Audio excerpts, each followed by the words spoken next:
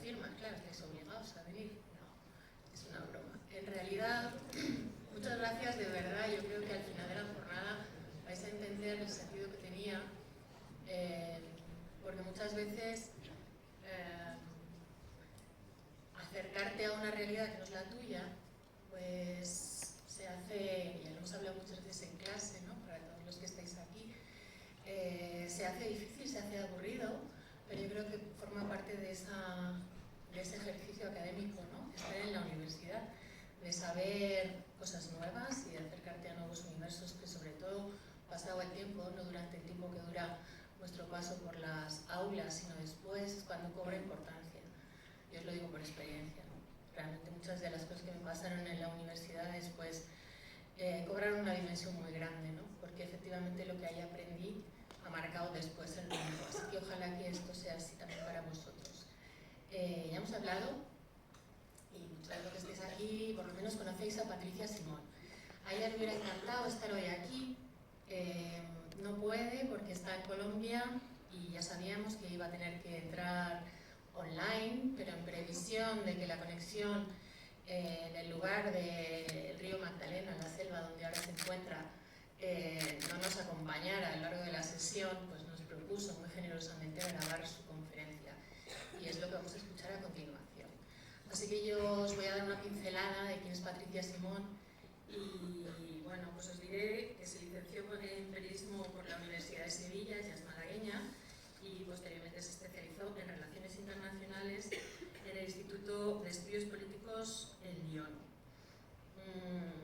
Comenzó su trayectoria profesional en Canal Sur Andalucía y trabajó realizando reportajes y documentales para, pues, en Guatemala, Nicaragua, Colombia, Mauritania y Senegal. En 2010 cofundó el desaparecido Periodismo Humano, que fue el primer medio de comunicación digital con un enfoque de derechos humanos. Ella fue su directora y además responsable de enfoque de género, desde su creación hasta el año 2013.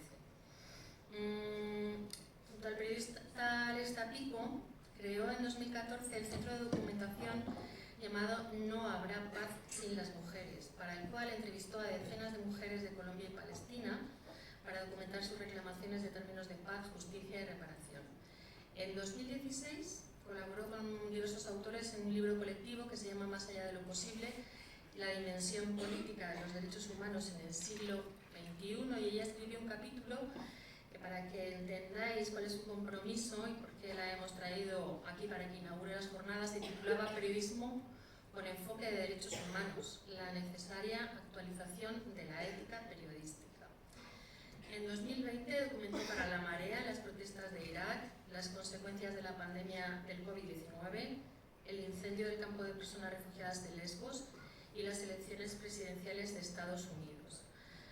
Hace muy pocos meses ha estado pues dándonos sus reportajes desde Ucrania, y ahora mismo está en Colombia, a donde acude a intentar testificar, a dar testimonio de cómo avanzan los acuerdos de paz, que si bien sabéis que Colombia alcanzó esos acuerdos ya hace algunos años, efectivos no es que estén siendo de momento, y para dar noticia de ello hace falta periodistas como Patricia Simón. Sus reportajes se publican regularmente en La Marea. Tiene una sección en el programa de radio Carne Cruda y colabora con la revista feminista Pícara Magazine.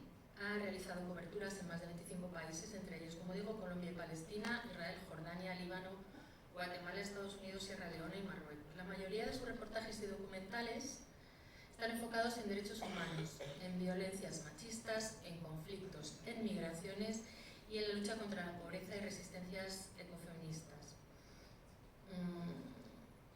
Se ha especializado en relaciones internacionales, en derechos humanos y en perspectiva de género. El libro del que nos va a hablar y por el cual la hemos invitado se llama Miedo. Y es un libro que habla de cómo el miedo está de alguna manera vertebrando las relaciones en nuestra sociedad actual.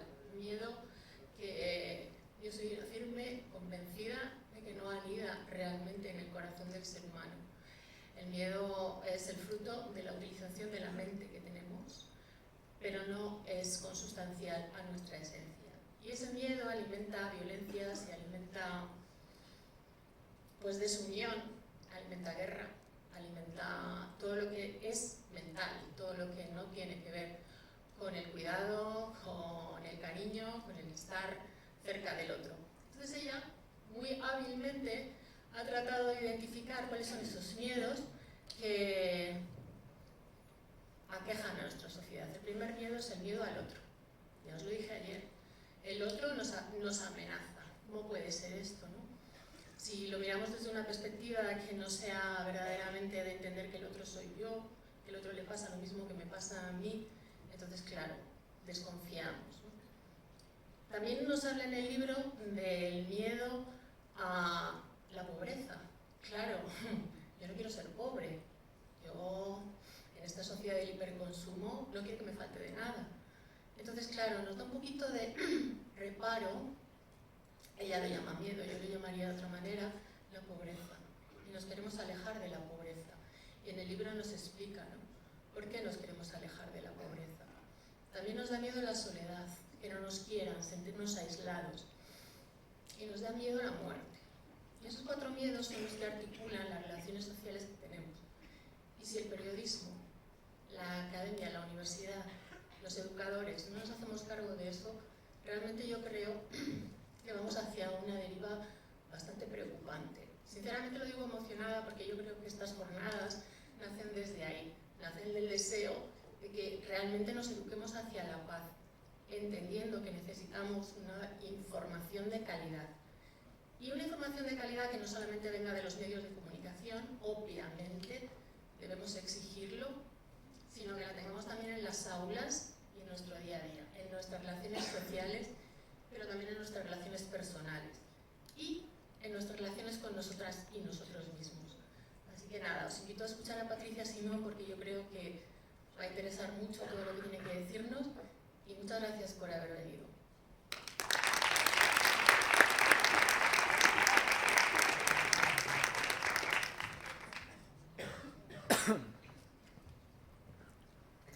Hola, buenos días a todos y a todas. Muchísimas gracias a la Universidad de Segovia por invitarme a inaugurar estas jornadas en las que se va a reflexionar sobre una cuestión tan urgente y que nos interpela tantísimo como es cómo nuestro oficio, cómo nuestro trabajo puede contribuir a generar, a crear sociedades más pacíficas y sobre todo en estos días cómo las narrativas que construimos pueden apoyar el que los dirigentes políticos se acerquen a posturas en negociaciones de paz, o cómo podemos alimentar los discursos belicistas y posponer la única salida posible, que es siempre la negociación.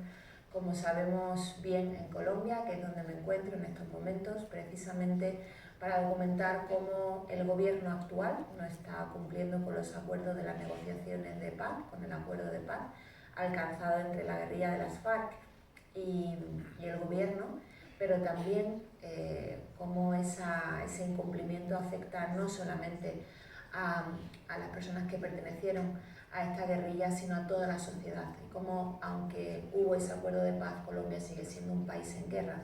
Y también para documentar, para contar qué va a pasar en esa primera vuelta de las elecciones presidenciales que se celebran a finales de este mes. Esa es la razón por la que no puedo acompañarles presencialmente como era mi deseo, y espero que lo entiendan. Pero igualmente pensamos que era una buena oportunidad para compartir con ustedes las reflexiones que recojo en mi último libro, El miedo, que cuando se me propuso esta conferencia fue lo que se me planteó como contenido, ¿no? para compartir con ustedes, precisamente porque es un libro en el que reflexiono muchísimo sobre las consecuencias de hacer nuestro trabajo de determinada manera y sobre qué podemos, por lo menos, plantearnos que se pueden hacer de diferente, ¿no? Y no lo hago como una crítica hacia el trabajo de los compañeros, sino precisamente reflexionando sobre mi propio trabajo a lo largo de estos 20 años como periodista. Así que es un gusto que precisamente también la posibilidad de participar en este encuentro pues sea presentando este libro que es Miedo, viaje por un mundo que se resiste a ser gobernado por el odio, que ha sido publicado este año con la editorial Debate. Es un libro que aparte que me gustaría muchísimo que lo leyeran, reflexiona sobre el papel, ¿no? que el miedo juega en nuestras sociedades, tanto de manera individual como de manera colectiva. Y surge de la cobertura precisamente no de las internacionales, que aparecen muy presentes en el libro, sino de una para mí muy importante que fue la que hice durante el primer año de pandemia, en los hospitales, en las residencias de personas mayores, acompañando a las personas sin hogar, algo fundamental que ya había hecho en otras ocasiones, pero quizás no se daba ese contexto tan especial que era el hecho de que solamente ellas y yo prácticamente pues estuviésemos en la calle, ¿no? El hecho de poder acompañarlas y escucharlas con tiempo en un momento en el que se hicieron muy visibles precisamente cuando no había quien las viese, ¿no? Y cuando no se podían de alguna manera difuminar disolver entre las multitudes. Esa fue la posibilidad, la calma de no sentirse tampoco perseguida que me aportó el contexto de la pandemia para entender mucho sobre cómo también estas personas se habían convertido en seres que daban miedo a unas poblaciones de un país como por ejemplo España, que tiene una de las tasas de criminalidad más bajas del mundo y que sin embargo claramente pues vive en un estado de pavor que tiene explicaciones, pero que hay cosas que también se entienden muy bien si vemos quiénes son sus principales beneficiarios, ¿no? Y en un país donde, como decía, con las tasas de criminalidad más bajas del mundo, más seguros a todas luces del mundo, buena parte de los medios de comunicación durante los últimos años se han financiado en buena medida gracias a las empresas de seguridad privada y de cámaras de videovigilancia, pues es evidente que es una sociedad que se ha sumergido en un estado de ánimo interesado para que sea más fácilmente controlable.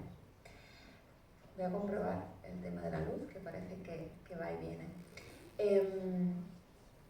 Después de entrevistar a muchísimas de estas personas, que como decía, pude conocer aquellas semanas en los hospitales, en las residencias, pero también a madres de familias monomarentales, a trabajadoras domésticas, a muchos colectivos que efectivamente en aquellos días ya se hizo más que evidente que son esenciales y que habían sido precarizados y ninguneados durante muchísimos años. Pues durante todas esas conversaciones salían siempre la cuestión de la palabra más repetida siempre era miedo, ¿no? Y como siempre, en las primeras respuestas, que suelen ser las más previsibles, las más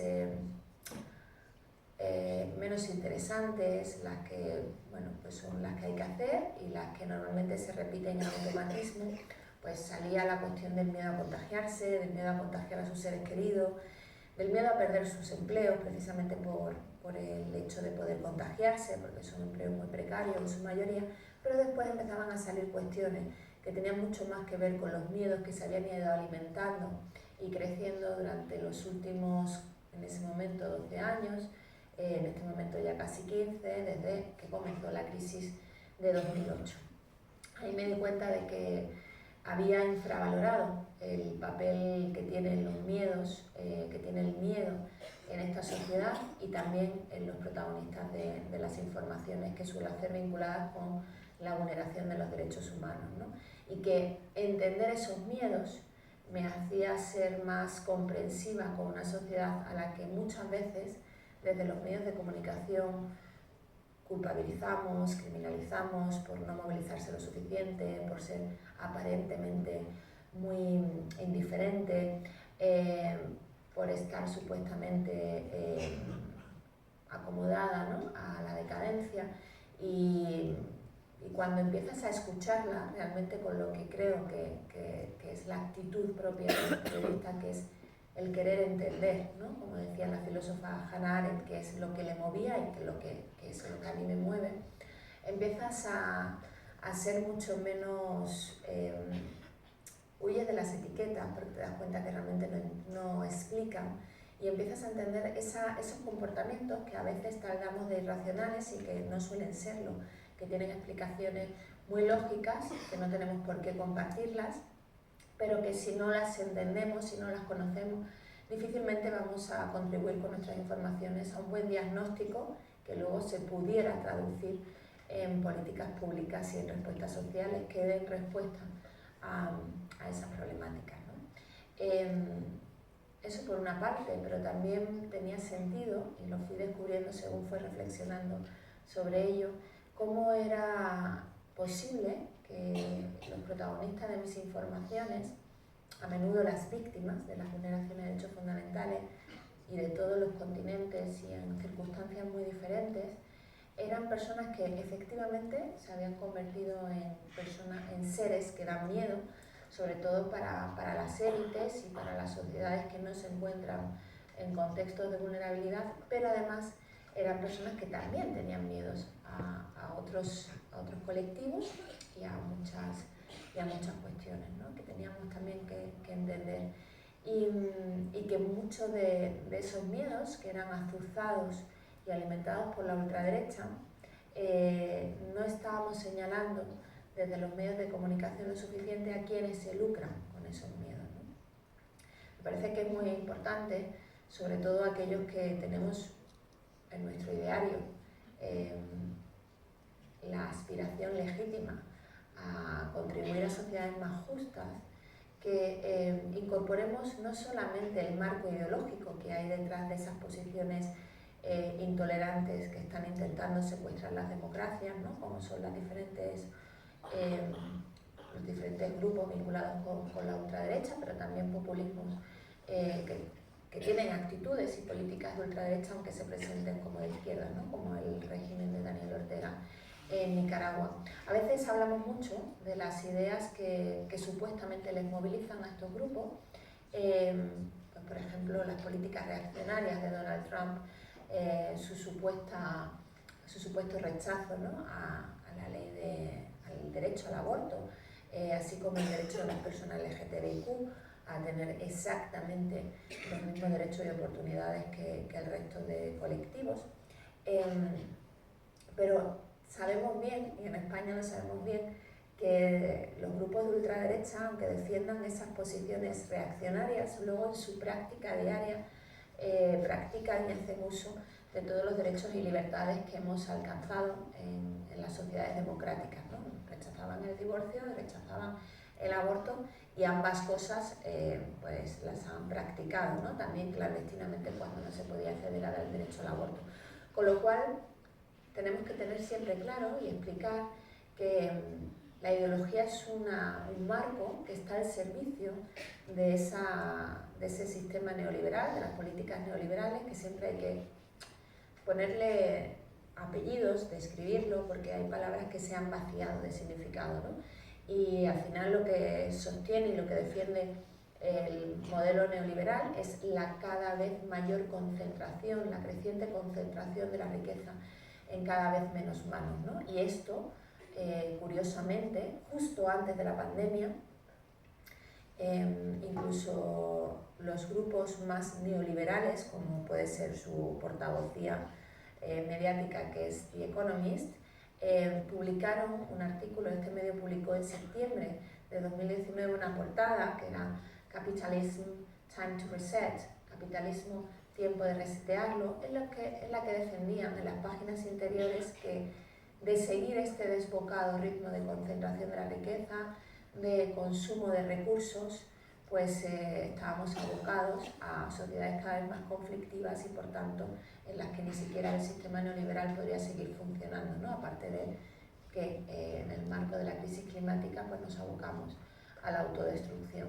Esto es interesante porque incluso sus grandes defensores son conscientes de que esta concentración de la riqueza está poniendo en riesgo a las grandes fortunas, ¿no? Al provocar un descontento popular cada vez mayor, que lo que desemboca, que lo que probablemente va a desembocar es lo que ya empezamos a ver también antes de la crisis, ¿no?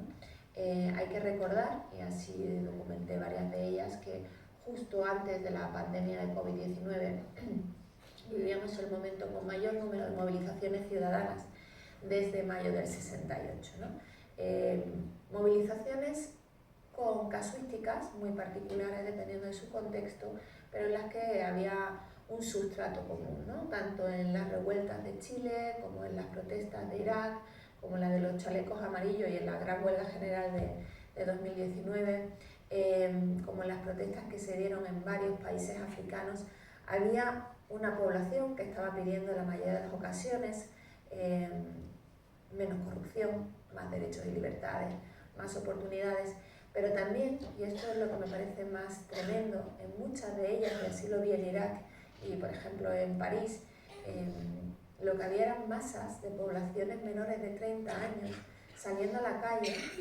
enfrentándose a represiones policiales muy violentas, que en el caso de París significaba pues enfrentamientos violentos con la policía, en muchos casos encarcelamiento, en el caso de Irak supuso el asesinato de más de 600 manifestantes, el hecho de que eran hordas de jóvenes pidiendo al sistema que les diera una oportunidad, que les explotasen, así fuese, explotándoles para tener un trabajo y poder emanciparse y tener vidas adultas y autónomas, ¿no? Y esto tiene que ver precisamente también con lo que decía de ese tiempo de resetear el capitalismo, de esa necesidad que ya tenía el capitalismo, como dijo Sarkozy, también después de la crisis de 2008, ¿no? De refundarse. Vino la pandemia, lo paró todo y en mi caso, y en el caso de muchísimos otros periodistas, escritores y escritoras, fue una oportunidad para repensar, ¿no? Para repensar si realmente hay una sola forma de hacer nuestro trabajo, o si ha llegado el momento de realmente ahondar en qué nos ofrece todo el conocimiento que se ha generado desde diferentes disciplinas sociales para entender mucho mejor lo que le está ocurriendo a nuestro mundo y por tanto explicarlo mejor, ¿no? Había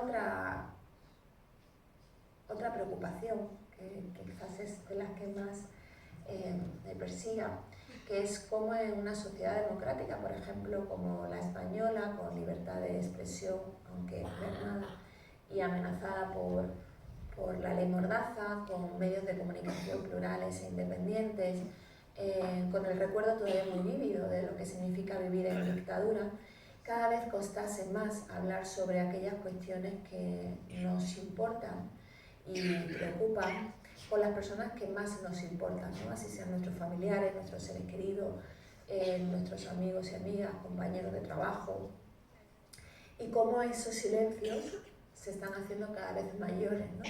Y también cómo quienes terminamos en muchos casos desistiendo de intentar hablar somos quienes defendemos pues eso, derechos, libertades, democracia, y que lo legítimo, lo ético, lo respetable es ser buena persona, es ser solidario, es ser tolerante, es defender los derechos fundamentales, ¿no? Como a menudo nos sentimos abatidos por la violencia que viene por quienes están defendiendo posiciones más reaccionarias o por quienes se sienten atacados con simplemente plantear estas cuestiones porque consideran, como bien explica en su libro la periodista turca Efe Melkuran, que recomiendo muchísimo, ¿no? De cómo perder un país, publicado por Anagrama, cómo quienes nos piden respeto por sus ideas, ¿no? Cuando son ideas que no se sustentan en hechos o no se sustentan en evidencias científicas o son ideas que directamente están faltando o vulnerando los derechos de otras personas, lo que están pidiendo es silencio, ¿no? Y cómo a veces pues resulta tentador por el agotamiento el caer en ese silencio. Y ahí surge el tercer factor que también atraviesa el libro y que me parece muy importante para entender qué nos está pasando desde el periodismo, y es que estamos en sociedades muy cansadas, estamos en sociedades agotadas. El hecho de que una parte importante de la población de nuestras sociedades lleven levantándose cada día sintiendo que el mundo va a peor día tras día, y esto al menos desde 2008, hace que muchísimas personas hayan perdido, ¿no? ¿no? La esperanza en el sistema democrático, porque el sistema democrático efectivamente ha perdido su función en muchos casos, no solamente de dar la oportunidad de participar políticamente para elegir a nuestros gobernantes, sino de dar solución a los problemas más acuciantes de nuestra sociedad y sobre todo de contrarrestar esa pérdida de oportunidades entre las clases trabajadoras y más vulnerables, y también de proporcionar respuestas a los grandes desafíos que el mundo está atravesando, ¿no? A los que se enfrenta el mundo.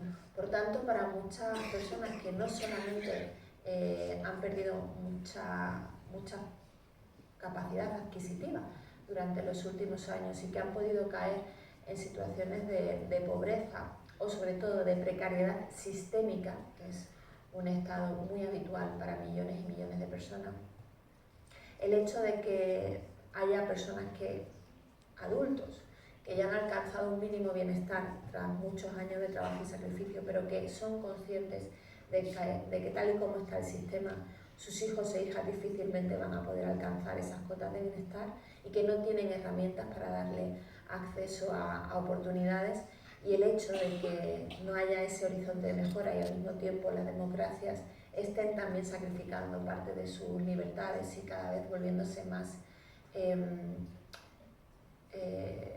autoritarias, ¿no? Como hemos visto, insisto, con la ley Mordaza, con el aumento del poder policial en cuanto a no solamente la represión, sino el valor que tiene el testimonio policial en juicio, y esa práctica tan perniciosa de la clase política, continuamente de la doctrina del shock, de hacer aquello que habían dicho que nunca harían y no hacer aquello que habían prometido que harían, ¿no?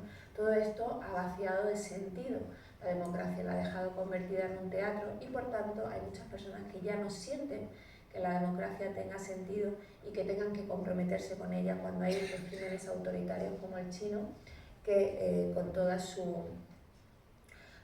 su totalitarismo pues ha sacado a millones de personas de la pobreza.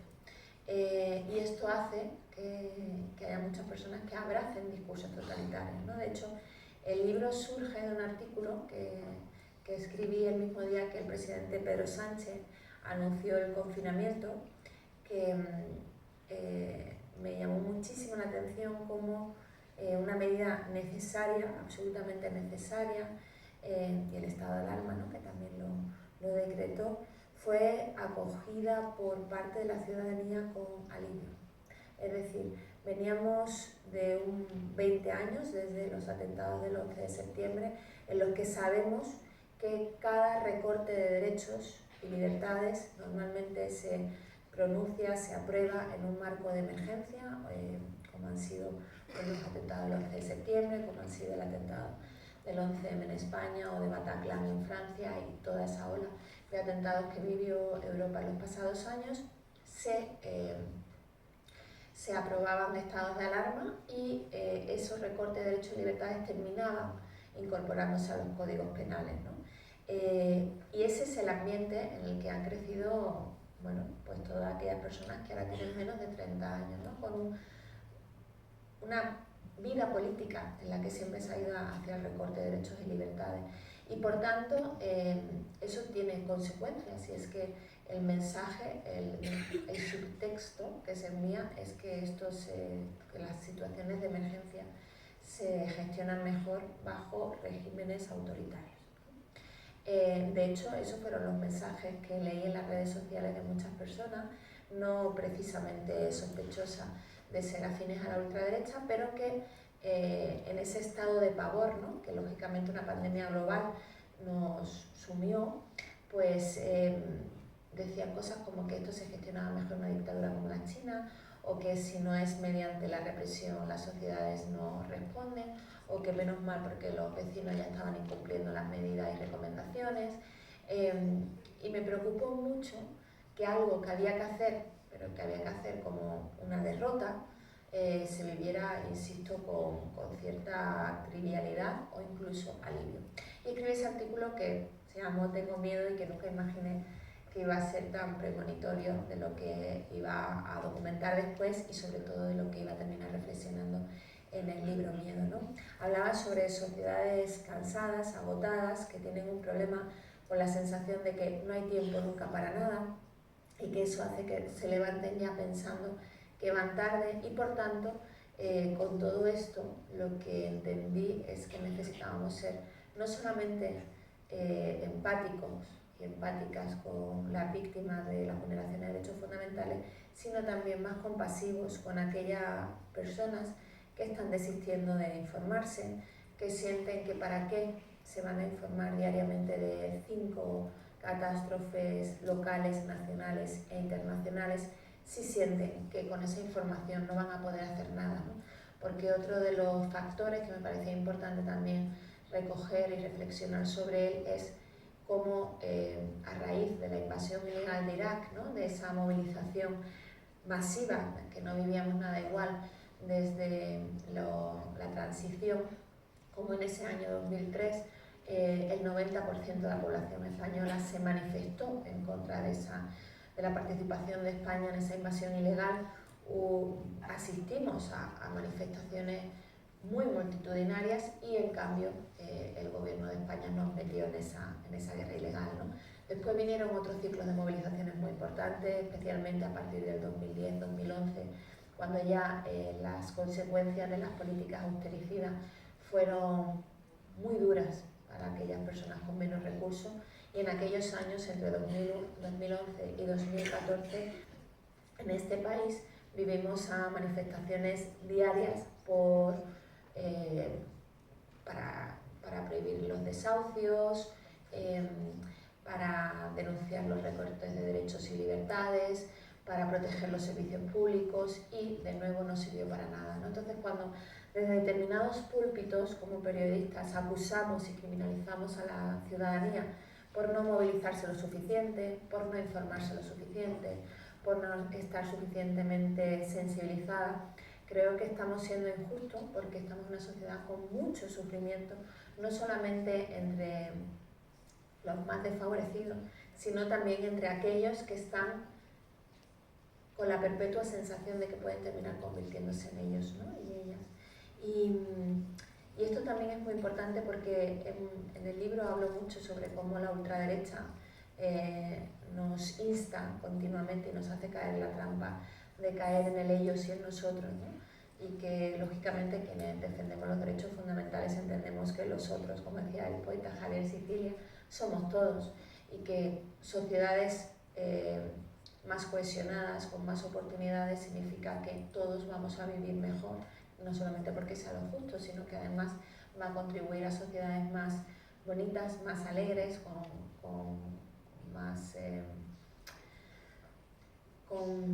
tasas de bienestar, y por tanto no como en la que vivimos, donde se ha triplicado las ideas suicidas, las autolesiones y los intentos de suicidio entre las personas menores de 30 años, ¿no?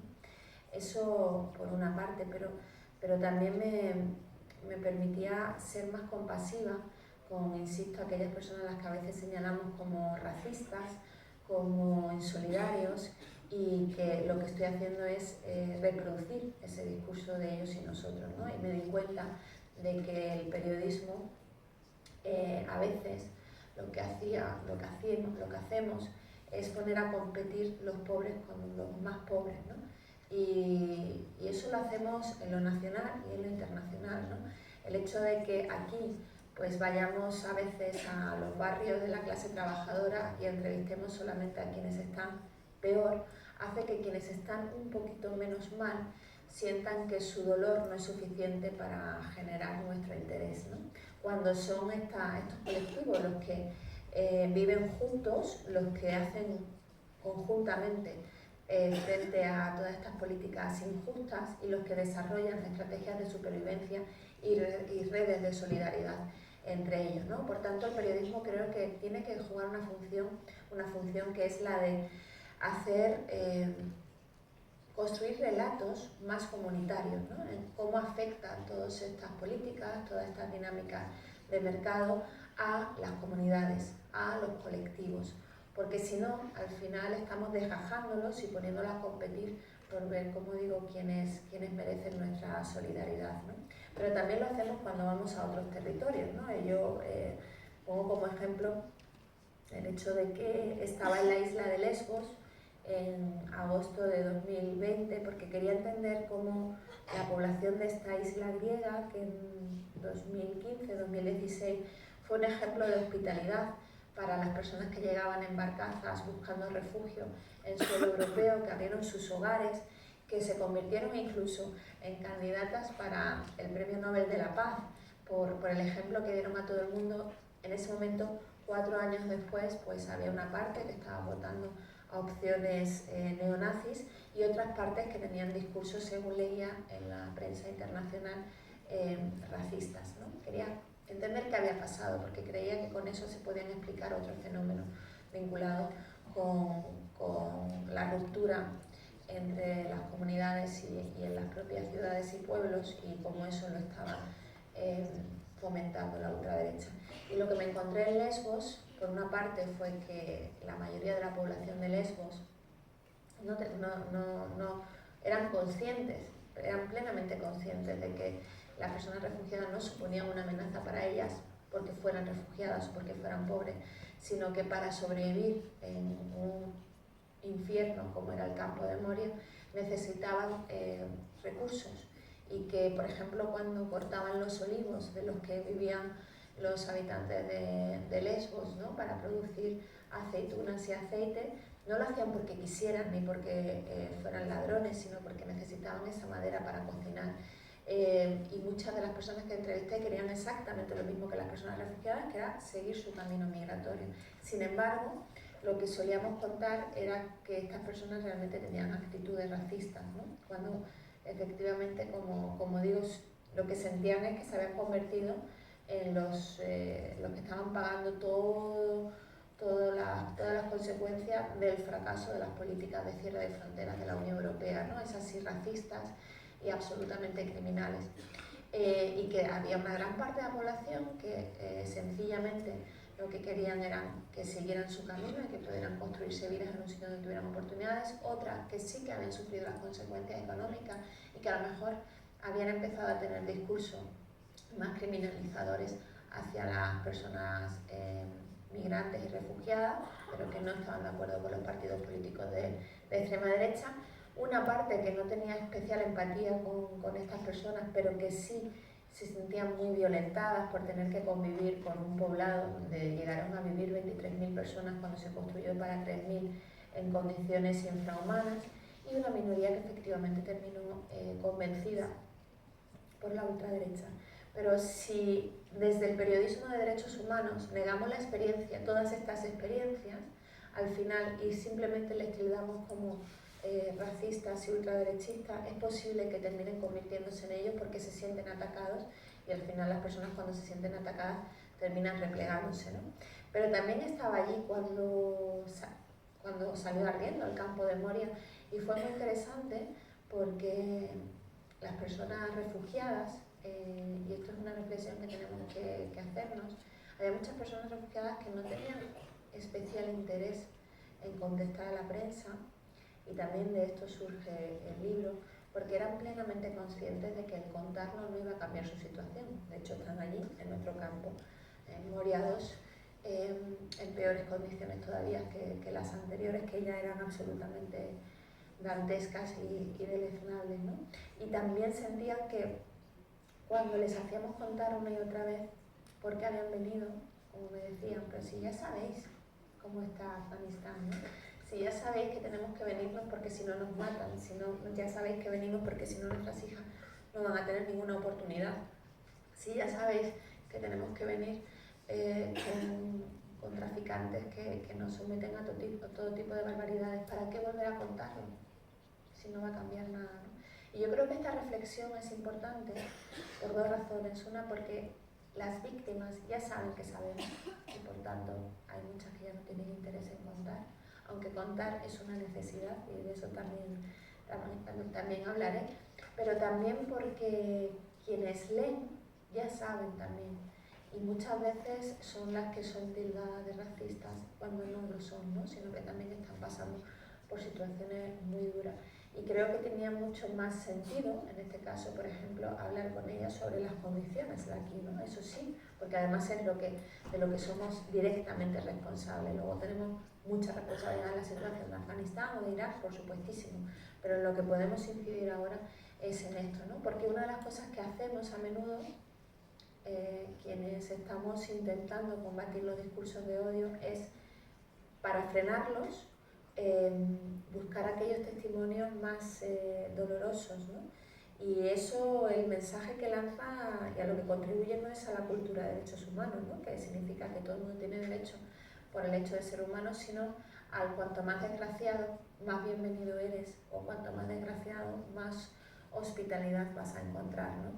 Y por eso muchas personas en Lesbos también me decían que es que ya si no decimos que, las mujeres, ¿no?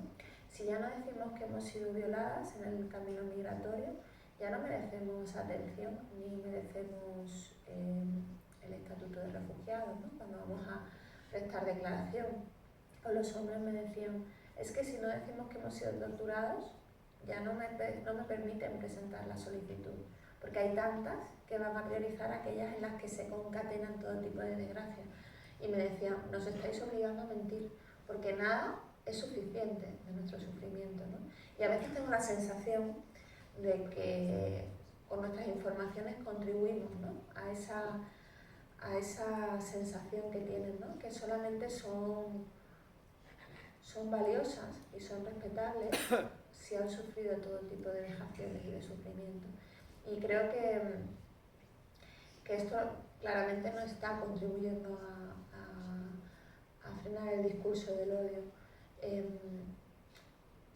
Creo que tenemos que seguir haciéndolo, y decía antes que voy a hablar sobre la necesidad de explicar, ¿no? de narrar el sufrimiento, porque lo que sí tiene el testimonio, en todas mis experiencias, cuando no se ha tenido la oportunidad de prestarlo, otra cosa distinta es cuando lo has tenido que repetir 20.000 veces, que es otra de las vejaciones y de las torturas que practican las administraciones, ¿no? Contra las personas refugiadas y migrantes, que es la de hacerle pasar una y otra vez por el dolor de revivir todos los sufrimientos que han tenido que atravesar, para ver si caen en alguna incoherencia o contradicción, y al mismo tiempo porque cada organismo te lo vuelve a pedir para avanzar en el procedimiento, ¿no? Y creo que esto no se lo haremos pasar a ninguno de nuestros peores enemigos, y sin embargo es la práctica institucional, ¿no? No solamente en el campo de refugiados, sino por ejemplo en los servicios sociales para muchas mujeres que necesitan ayuda, por ejemplo, y continuamente le cuestionan si están siendo buenas madres o padres, si están cuidando adecuadamente a sus hijos, si realmente están destinando el dinero a lo que son los recursos básicos, o se les ha ocurrido comprar una chocolatina con la ayuda de la renta básica, ¿no? Ese tipo de cuestiones que en realidad lo que están trasladando es que son subhumanos, ciudadanos o ciudadanas de segunda, y que están aquí de prestado, ¿no? Sea donde sea aquí.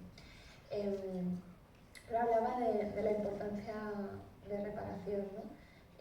Una de las cosas a la que me enfrenté durante la primera semana de pandemia fue a la imposibilidad o al rechazo por parte de las instituciones de darnos acceso a los hospitales, a las residencias, supuestamente en pos de la protección de la intimidad, pero era curioso porque en realidad con ese rechazo lo que se estaba cuestionando era nuestra profesionalidad, ¿no? y que fuésemos a cumplir con nuestro código deontológico. Y de alguna manera también fortaleciendo ese cliché que hay, ganado por parte de ciertos profesionales, pero no por todo, ni por todo el colectivo, de que somos buitres, ¿no? Y era interesante porque cuando publiqué un artículo precisamente explicando por qué era importante, por qué era fundamental que pudiéramos documentar lo que estaba pasando en los hospitales, esto fue a la semana de comenzar el confinamiento, recibí mi único y gran ataque por las redes sociales de muchísimas personas que me señalaban como sensacionalista, como buitres, que si me encontraban por el pasillo del hospital me iban a agredir, cosas así, muchas de ellas amparadas además en el anonimato, ¿no? Y lo que me di cuenta con esos ataques es que, por una parte, es el resultado del miedo, ¿no? Y volvemos al tema, es como el miedo te hace ser una persona paranoica, muy egoísta, que solamente se preocupa por el bienestar de sus seres más allegados y que se siente continuamente rodeada del enemigo, ¿no? Pero también que hay un gran desconocimiento sobre nuestro trabajo entre buena parte de la ciudadanía, ¿no? Creo que muchos periodistas hemos durante muchos años hecho un proceso muy potente de crítica a nuestro propio gremio sobre cómo estábamos incumpliendo con nuestra función social y cómo se estaba cayendo en malas praxis, pero también creo que hay un excelente periodismo en este país y en el resto, lógicamente, pero yo siempre digo que a mí no me da tiempo a leerme todo el buen periodismo que se hace en este país y me dedico, entre otras cosas, a informarme para informar, ¿no? Y eso habla muy bien del momento que estamos viviendo. Pero me di cuenta, como digo, de que hay mucha gente que no era consciente de que hay primero cuando se fotografía, cuando se graba, hay un acuerdo tácito. Pongo como ejemplo la ruta de los Balcanes en 2015. Yo me acuerdo que cuando llegué a la frontera de Macedonia con Italia, a la estación de Jefgelija, me planteé cómo iba a ser la reacción de las personas que estaban llegando allí, porque en ese momento no había más prensa en ese punto, era muy al principio, y me pregunté cómo iban a reaccionar esas personas sirias que sabían que les habíamos abandonado como comunidad internacional, que sabían que nuestros dirigentes también eran los responsables de que para llegar a nuestro suelo tuviesen que venir en barcazas y jugarse la vida, que vinieran andando a lo largo de todo, bueno, pues Grecia, Italia, ¿no? Toda esta ruta que se creó, y de repente encontrarme ahí, ¿no? Por supuesto yo no iba a subir la cámara antes de que hubiese un ambiente de confianza, pero lo que me recordó que muchas veces son precisamente estas personas que tienen más clara nuestra función social que nosotros, es que cuando llegué a la estación inmediatamente identificaron que era periodista porque iba con la cámara colgada.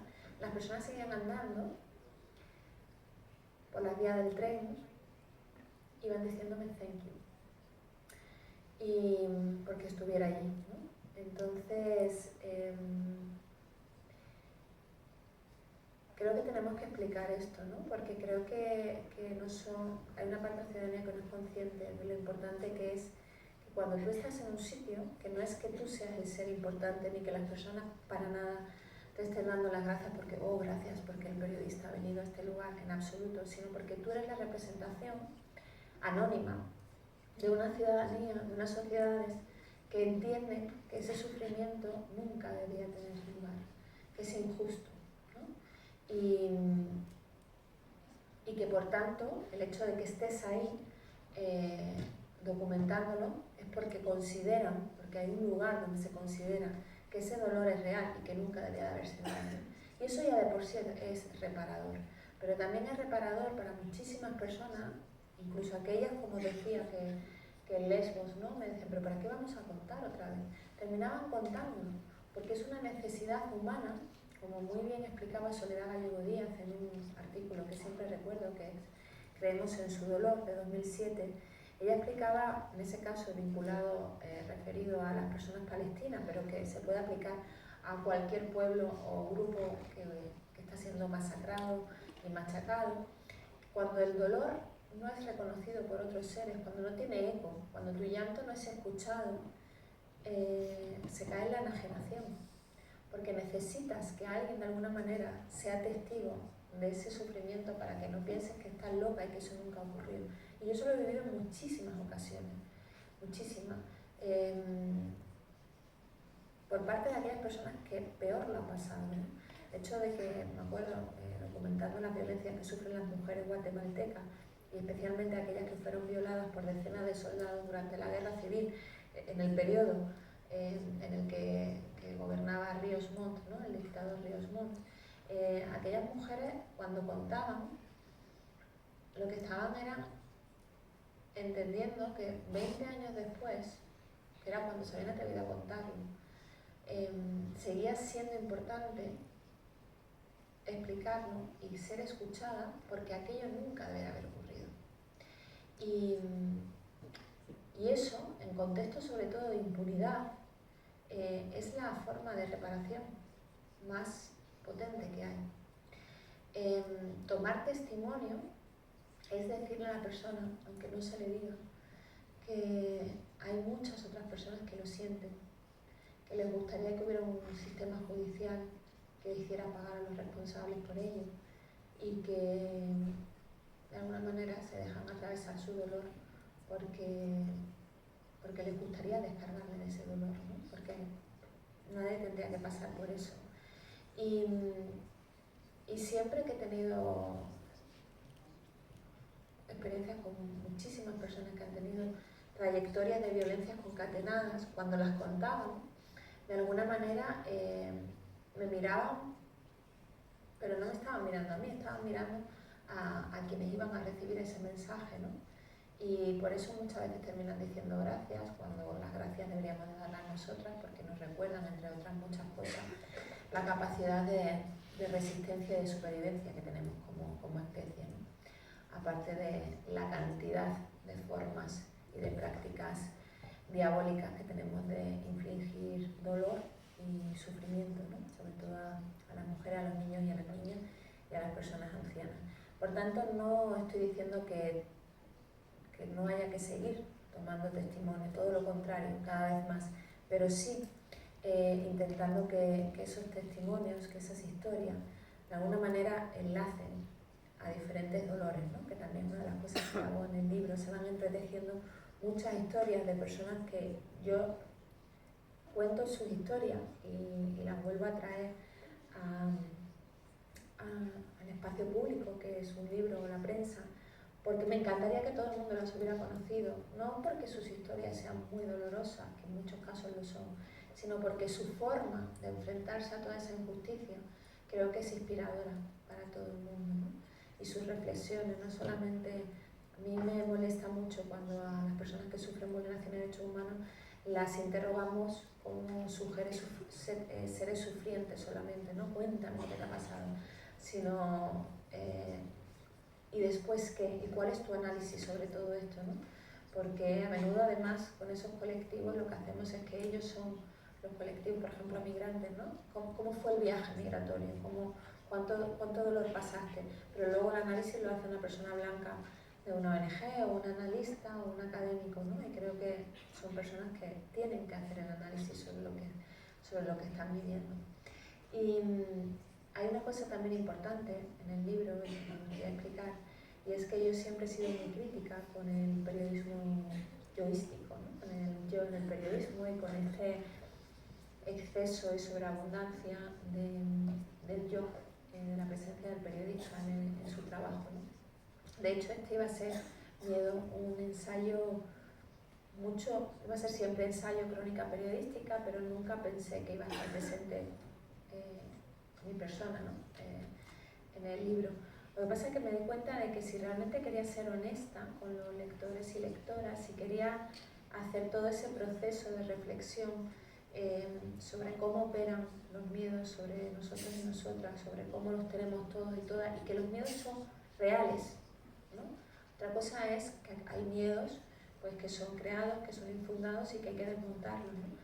Pero que son reales, y eso también te hace entender muchas reacciones y comportamientos que muchas veces simplemente los tildamos de ilógicos y ya está, ¿no? Como si solamente fuéramos sujetos pensantes.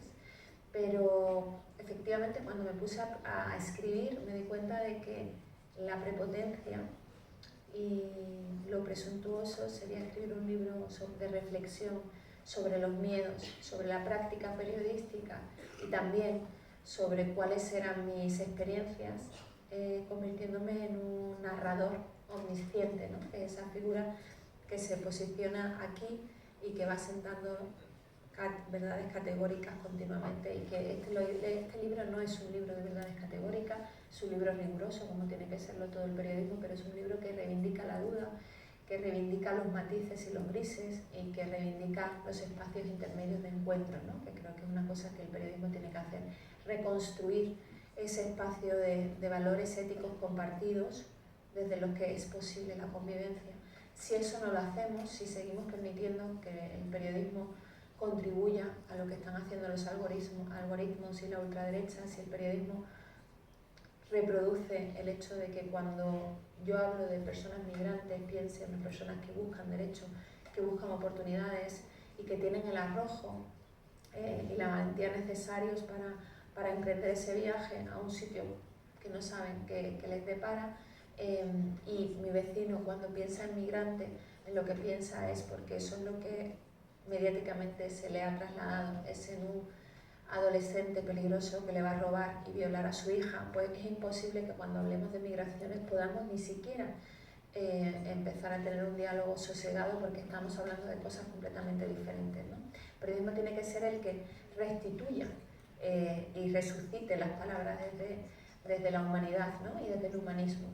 Y también desde algo que hablo mucho en el libro, que es lo que yo llamo la metodología del amor, pero que tiene muchísimo que ver con la ética vinculado a la teología de la liberación y a otros procesos de defensa de los derechos humanos, que como atea a mí me han servido de escuela, que es el amor como el preocuparse por la otra persona y entender que su bienestar es nuestro bienestar y es el bienestar de todos, ¿no? Que la amabilidad es una herramienta política de primer orden que puede restituir todas esas heridas que en los últimos años de crisis, de violencia, de despojo y de expolio han generado, y que la palabra tiene que ser profundamente cuidadosa y desde el periodismo especialmente, ¿no?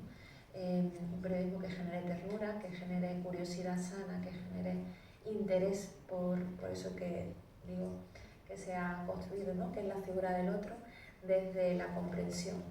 Y creo que nada de esto es naif, que estamos viendo ahora con la invasión y la guerra de Ucrania, lo difícil que resulta introducir en nuestro relato las voces de aquellas personas que frente al discurso belicista y frente a la testosterona de la guerra, pues intentan seguir impulsando y favoreciendo la posibilidad de una salida negociada al conflicto, que va a ser la que tarde o temprano va a llegar y la que necesitamos que se dé cuanto antes, porque cuanto más se alargue el conflicto, más pucha, más masacres, más fosas comunes, más destrucción, más violaciones y todo lo que acarrea una crisis, una guerra, ¿no? Creo que el discurso antimilitarista y el discurso pacifista son más necesarios que nunca, que siempre tenemos que señalar a quienes se enriquecen con el dolor y la injusticia de los demás, que eso es el periodismo de derechos humanos, no es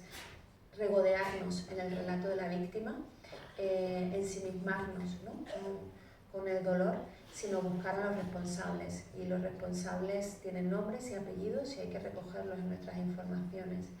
Eso, y para acabar, bueno, esperar que este congreso, estas jornadas, sean tan fructíferas como estoy segura de que lo van a ser, e invitarles a que desde el periodismo pues construyamos las historias más rigurosas, honestas y apegadas a los hechos posibles, pero además con una intención, ¿no? Decían al principio que el periodismo tiene que ser intencional sí o sí, y esa intención no se hace desde la ideología o una orientación determinada, sino se hace desde el rigor y desde la investigación.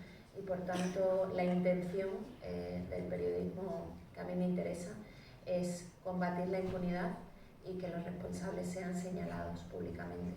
Por tanto, bueno, para eso hay que nombrarlos, y yo creo que el libro lo que hace es nombrar mucho a los responsables de esos miedos que nos vuelven frágiles y manipulables, y que sabemos quiénes son los que se están lucrando con todo este auge de la ultraderecha.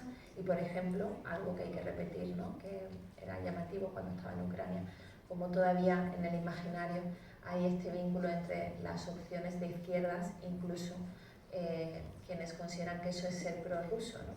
Y hay que recordar siempre que Putin desde hace muchos años se ha convertido en el gran aliado de los líderes de ultraderecha, no solamente de Europa, sino de Estados Unidos, como se vio con Donald Trump, con Bolsonaro, y que tienen toda una estrategia internacional muy elaborada y que se traduce además incluso en congresos y encuentros internacionales. Por tanto, el periodismo que combata eso lo tiene que hacer recogiendo la complejidad, como insisto. No vale con idealizar a las víctimas, eso es caridad, eso no es democracia, eso no es cultura de derechos humanos, sino tiene que hacer la pedagogía de recoger la complejidad, explicarla, desgranarla y los matices. Yo creo que esa es la herramienta más potente para combatir a quienes quieren un mundo en blanco y negro, ¿no? Recuperar ese technicolor que nos da el periodismo. Y por último, ordenar las ideas, ¿no? Que es también algo que yo sentí cuando pensé en este libro, y es que si de alguna manera hacía una radiografía sobre los miedos más importantes, que al final he terminado agrupando en 4 grandes miedos: el miedo al otro, el miedo a la pobreza, el miedo a la soledad y el miedo a la muerte, si conseguía radiografiarlos en una pared, ¿no? Y señalar quiénes azuzan esos miedos, quiénes se lucran, y cómo es fácil entender qué hace con nosotros y nosotras esos miedos, cómo esos miedos terminan robándonos la vida, pues será más fácil que sumar a personas a la defensa de los derechos humanos y a que se sintieran más liberados, ¿no? Y que desde el periodismo podamos contribuir a eso. Y por último, ahora sí de verdad, decir que una de los recursos más potentes que tenemos en el periodismo para transmitir la importancia de la defensa de los derechos humanos y de la cultura democrática son precisamente los defensores y defensoras de derechos humanos, y que uno de los errores que creo que hemos cometido ha sido convertirlos en héroes y heroínas, ¿no? En seres de luz sin sombras, en seres que se sacrifican por un bien común, por nosotros y nosotras, y por tanto inalcanzables para la mayoría, ¿no? Por supuesto que Berta Cáceres espero que pronto sea considerada una defensora de tal orden como Nelson Mandela, porque se convirtió en el símbolo de la lucha contra las hidroeléctricas, que es una de las grandes amenazas y generadoras de sufrimiento en términos globales. Pero no hace falta que todas las historias que contamos sean sobre Berta Cáceres, sobre personas que están amenazadas, que pueden morir en cualquier momento, sino contar el trabajo de hormiguita que hacen millones de personas y que durante, por ejemplo, la pandemia fueron quienes consiguieron preservar la vida, ¿no? Y que muchas personas pudieran sobrevivir porque no tenían otro tipo de apoyo. Bueno, pues esto es lo que hay que contar, que son personas disfrutonas, que aman profundamente la vida y que precisamente por ello, porque son personas que disfrutan con todo lo bueno como el resto, pues lo quieren para todo el mundo. Creo que si lo contamos así, no solamente tenemos más posibilidades que más personas entiendan que esa es la forma legítima de estar en el mundo, sino que además seremos muchísimo más precisos. Y como he insistido en varias ocasiones, creo que a este oficio maravilloso que yo sí creo, que el reporterismo es para mí el mejor trabajo del mundo, el más apasionante, divertido y enriquecedor. Lo salvamos si lo hacemos desde el rigor y desde la calidad, y creo que en los últimos tiempos es más que evidente que este tipo de periodismo goza de una salud inmejorable, y de hecho a continuación van a poder escuchar a muchos compañeros y compañeras que son precisamente representantes del mejor periodismo posible. Un abrazo, muchísimas gracias, y bueno, pues les invito a leer Miedo, que espero que les interese, que les interese y que les interese.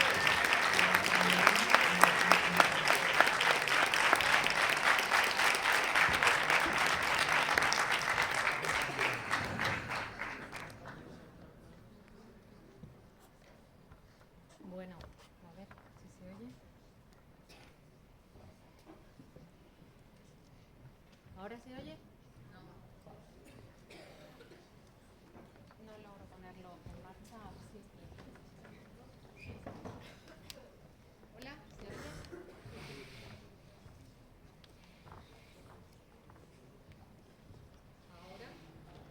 Ahora que eso es, sí se oye. Bueno, pues es vuestro turno, porque habéis escuchado a Patricia Simón en esta conferencia magistral, que yo creo que tiene que haber suscitado más de una pregunta o más de una reflexión. Sería útil que ahora, en este espacio donde hasta que empiece la siguiente mesa redonda, pues tuvierais vosotros la palabra, por lo menos para hacer un ejercicio de reflexión en alto, ¿no? Si a alguno de vosotros os apetece, sentiros como si estuviéramos en clase, porque en realidad yo creo que estos espacios serían útiles justo para eso, ¿no? Para que habláramos entre todas y todos. Así que, ¿hay alguien que se anima? No me dejéis sola, hombre. ¿Qué os ha sugerido? Ya me bajo del púlpito porque realmente tampoco... Hola, hay una mano, venga Jorge. A ver si llego hasta allí. O bájate. Bájate un poquito.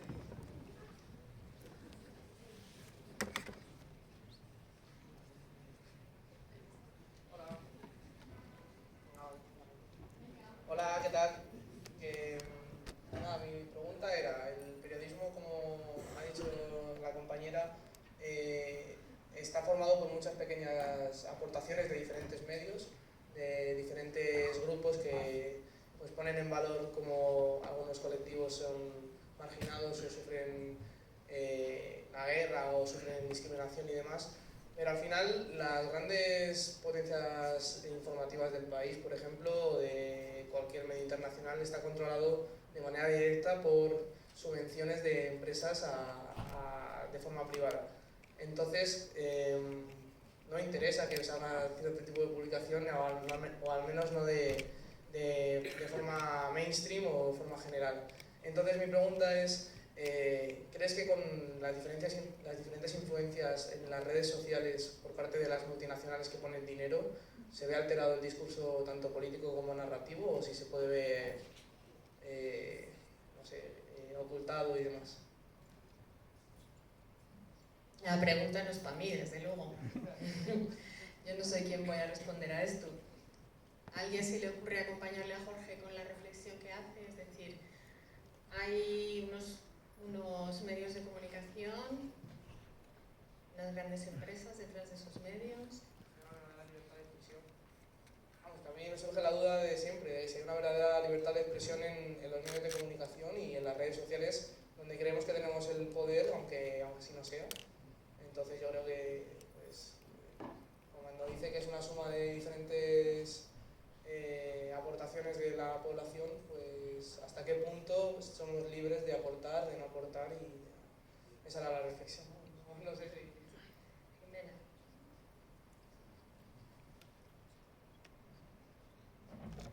Bueno, yo siguiendo un poco el hilo de lo que comentaba Jorge, creo que hay una laguna muy grande entre lo que nos decía los ciudadanos, ¿no? de Lesbos, por ejemplo, que comentaba Patricia Simón, que cuando ella iba a hacer reportajes y entrevistas allí, la gente le daba las gracias, ¿no? Y ella se sentía como una representación de muchos ciudadanos, en este caso de España, que sí estaban con una conciencia hacia el conflicto.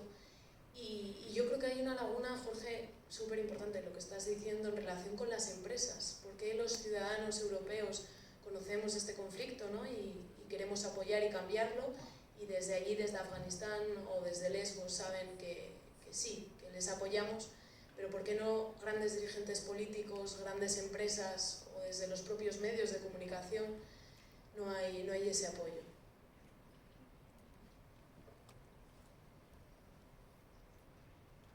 En la mesa posterior vais a tener ocasión de conocer a tres periodistas que, bueno, desde distintos ámbitos ejercen el periodismo internacional. Agus Morales es el director de la revista 5W, que es un medio que nace por la agrupación de periodistas independientes desde hace 5 años con bastante esfuerzo y que se mantiene por suscripción de los lectores. Entonces yo creo que es cuestión de pensar si el periodismo se puede sujetar a sí mismo solo. Hacer periodismo es muy caro. Entonces, o lo pagan grandes empresas, que van a, ya sabemos, marcar un tipo de agenda, o lo paga el Estado, o lo paga la ciudadanía. Si nosotros no estamos acostumbrados a pagar por la información que recibimos, entonces tenemos que saber que otros la van a pagar, pero también la van a condicionar. Eso es muy importante. ¿Más preguntas o reflexiones?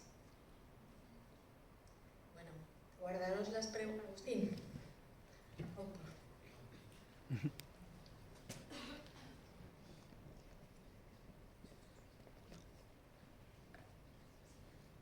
Sí, ahí hay una reflexión que podemos hacer entre todos, que podéis hacer también cada una de vosotras, cada uno de vosotros, y es si merece la pena el ejercicio profesional que da testimonio a pesar de que las grandes estructuras estén en contra a veces del periodismo más comprometido, del periodismo más individual. Yo tuve la suerte de dar clase, por ejemplo, en la Complutense a Julián Guita Parrado, y sabéis que Julián Guita, en primer lugar, era un profesional que fue estudiante como vosotras y como vosotros, que sabéis que murió en torno a antes de cumplir los 40 años, y que era una persona que pensaba que merecía la pena lo que estaba haciendo, ¿no? Y incluso mucho tiempo fue freelance, fue un periodista que no tenía apoyo de ningún medio, pero que sin embargo dio testimonio de cuando las cámaras y los grandes medios iban de un lugar,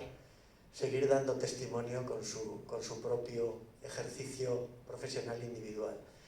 Entonces ahí tenemos que valorar si el argumento es que es imposible hacer una labor individual frente a lo que puede ser la manipulación en los grandes medios, o el tener intereses creados que lo que llevan es solo a cubrir una determinada información, o si pensáis que cada una de vosotras en vuestra labor individual puede ejercer la profesión sin tener que transmitir un mensaje negativo o pesimista, ¿no? Porque siempre el riesgo que tenemos es ese riesgo del pesimismo estructural, de que no hay nada que hacer, de que realmente los grandes medios están en poder de las grandes multinacionales, pero sabéis que hay periodistas que incluso sin apoyo ninguno y como freelance, profesionales que ejercen libremente la profesión, pues siguen dando testimonio cuando los medios de comunicación se van de los conflictos que ya no tienen una percha informativa en un momento determinado. Y por otra parte, pues fijaros lo que pudo significar también que una fotógrafa cubriera de una forma determinada la información. Recordaréis todos el ejemplo de Ailán, de ese niño que fue captado con mucha sensibilidad por una cámara y que esa imagen representó una forma de también concienciar a toda una población mundial con respecto a lo que significaba que muchos seres humanos estuvieran muriendo en diferentes aguas del continente, ¿no?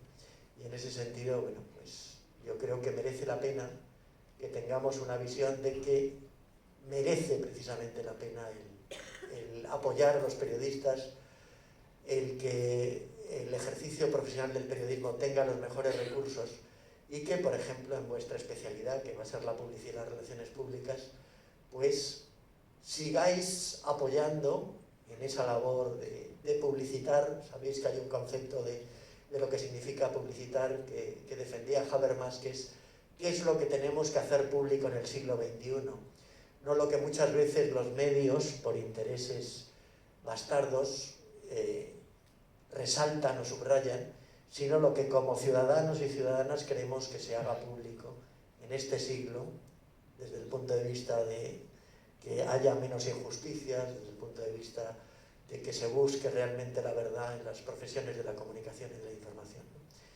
Simplemente perdonadme que me haya extendido tanto, pero es una reflexión, ¿no? No, aquí estamos para eso, ¿no?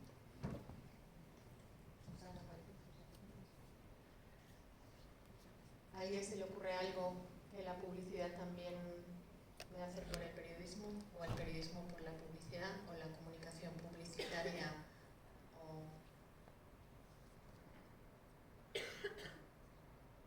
útiles? Bueno, la siguiente mesa redonda es a las 11, o sea, tenemos unos minutitos de descanso, pero por favor, os esperamos aquí para eso. Y también esperamos vuestras preguntas al final de la mesa, ¿vale?